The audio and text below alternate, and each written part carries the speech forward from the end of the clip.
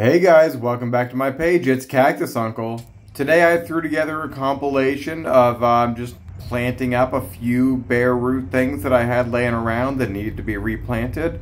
Not all of them have roots, some are just cuttings like this guy.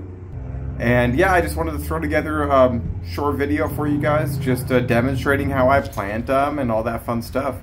I'll start here with a bucket. I always throw a tiny bit of soil on the bottom. You know, depending on the size of the plant, I might have to add some or take some out. This will be used to scoop soil, and this to hold the spiky plants. Barbecue tongs are your best friends if you got soft hands or you don't want to wear gloves.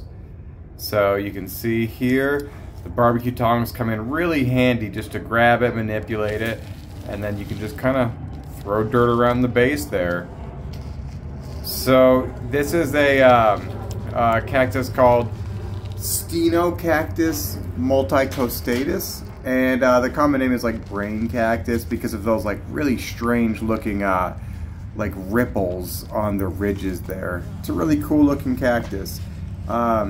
Native to Mexico, really pretty flowers. They're kind of small, but they are anywhere from like a very light pink to like a dark pink. Sometimes they have like almost like a pinstripe of pink in the middle and then white on the outside. So yeah, that can be pretty cool. And yeah, so here's one that's almost finished up. So here I'm just checking to make sure it's nice and sturdy, and it is. I know some people swear by like packing it down crazy hard, but I pack it down a little bit, just enough to keep the plant sturdy. And then later on when I water them, that helps settle the soil, and if I have to add a little bit more afterwards, I can always do that. But at first I don't pack them down too crazy, just a bit. So here we'll do another one of the same cactus, another Stenocactus. And then yeah, same process guys, we'll just go ahead and make sure we cover up all of the roots. Out here in Phoenix, it's been one of the hottest summers in recorded history, so I've been trying to hold off on planting a lot of these smalls until they cool down a bit, but lo and behold, it's still 110 this weekend, so just had to get to it though. So you can see here what I mean about packing it down. Like I do settle the soil, try to pack it down a little bit, and then sometimes I shimmy the bucket a bit to pack it down a little bit more, just like that. So I do settle it, pack it a little bit, but nothing crazy. I let the watering do that later on. So here's another tiny one of these guys, the smallest one of the cluster. These are all seed-grown Stenocactus. So who knows really what color flower they'll be and all that fun stuff when they actually pop. They are open pollinated, so they could have been mixed with other Stenocactus or you know, possibly other Fossila cactus, which are another unique species that I think can cross with these guys. So here you go, another easy one. Just shimmy the bucket a little bit just to make sure the plant's stable. It'll grow roots to become like really sturdy. You don't want to like damage them by packing the soil down too hard. So here we go. I think this is the last one of these Stenocactus right here. And you can see those big, huge roots on them. They're very unique plants. It's like a caudex almost, where it's it tapers down before it becomes the small roots. So yeah, this guy's a pretty nice looking plant here. He's gonna look great once he's planted. Before we start the next type of cactus, I just wanted to remind you guys to hopefully subscribe, like the video, all that fun stuff. It really helps the page grow. And yeah, I'm trying to make a lot of different tutorial, videos and all kinds of cool stuff for cactus. Grafting videos, care videos, pest videos. I'm working on a lot of stuff right now. So definitely like, subscribe, and if you guys have ideas for videos you want me to do, just comment. I guarantee you I will work on them. I want any input possible from you guys. Alright, and here's the next one. These are Astrophytum myriostigma variant nudum. So you can see here, this one is pretty rough. He's an old one that got neglected, but you can see he has fresh roots on him. A little bit of sunburn. You can see he's still fat and chunky, so this is a perfectly viable specimen here, and it's a pretty old boy. He's actually trying to bloom if you look. the bloom's trying to form those little fuzzy balls right in the center where all the ribs meet. So yeah, it's pretty cool. They have really pretty like yellow flowers. I have some that have like pinkish flowers. I have some that have like yellow flowers with like red centers. Yeah, Astrophytum honestly is probably my favorite genus of cactus to grow. There's just a lot of cool different varieties, cool hybrids. So here we go with this guy. He looks pretty good. He'll probably need a little bit more soil to keep him stable in there. But yeah, you don't want to plant these too deep. I see a lot of people with stuff like this and stuff like barrel cactus where they try to plant them much too deep. Something like this is perfect. That is pretty good. I know he's a little bit loose in there, but it'll grow roots, it'll get stable, especially after the first watering, and it starts growing some healthy, new, vigorous roots. Here's another one from the same batch, seed-grown Astrophytum myriostigma nudum, and this one also has small viable roots that are trying to shoot out of the side. So same process with this guy, just gonna get him planted up. And if anybody's asking, this is a soil mix that we make here ourselves at the nursery, but you can substitute it with any fast draining mix that's made for cactus, succulents, and the like. I do want to make a video on how to make your own cactus soil. This one does have some organics in it, but Phoenix is also a very hot place, so we do like a little bit of moisture retention. So in Phoenix here, the mixes are that we make are a little bit heavier, but any bagged mix should be fine for you, no matter where you live. So here's the next type of cactus we're gonna do. We're gonna do totem poles, and these are cuttings from a big one. I did a previous video on how to take these cuttings, and you can see some of them even have what's called air roots, where they were growing roots even when they were on the mother plant. So yeah, those speed up the process. Air roots are they are viable roots. They try to pick up humidity and morning dew. So they are unique, but they do just become regular roots once you give them soil.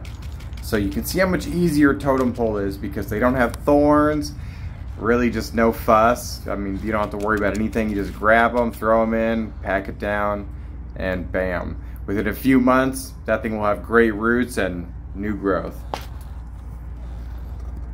Totem pole are actually a pretty cool one because a lot of people think it's just like a species of cactus that's, you know, that's just how it is, but really it is a variant, a Montrose variety of a native Arizona cactus called the Stenocactus.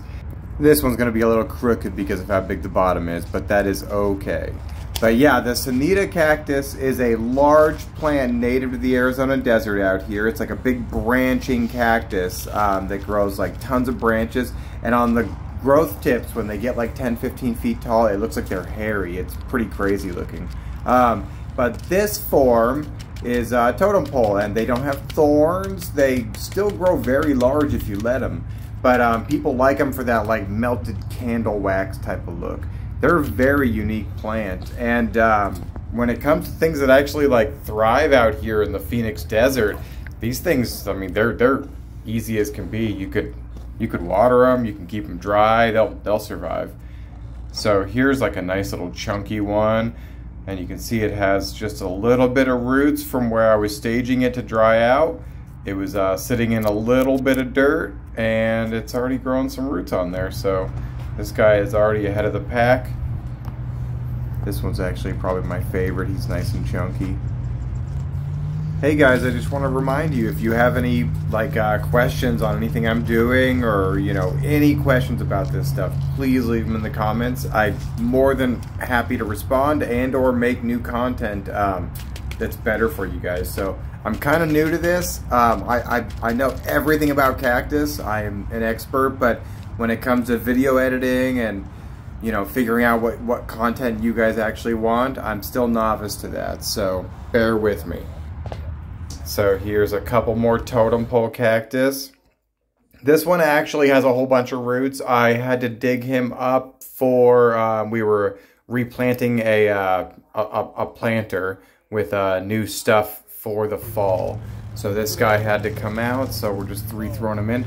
And to be honest, I should probably put him in a little bit larger pot, but it'll be fine. Once he starts growing, we can up pot him.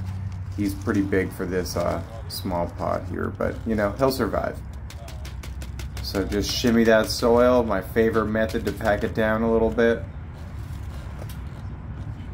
Hey guys, and don't forget too, the totem poles, I do have those for sale on my website. It's cactusuncle.com. Super easy.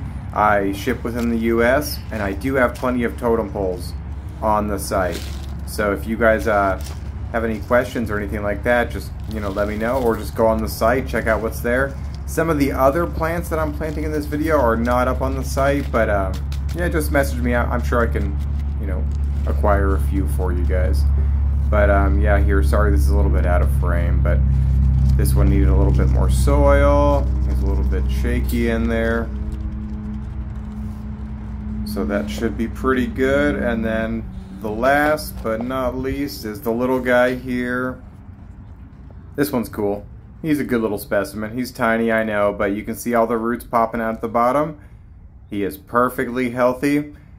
This is definitely a winner. So this one will need a bunch more soil because he's so tiny. And then we'll just center him out and pack him in. Easy peasy.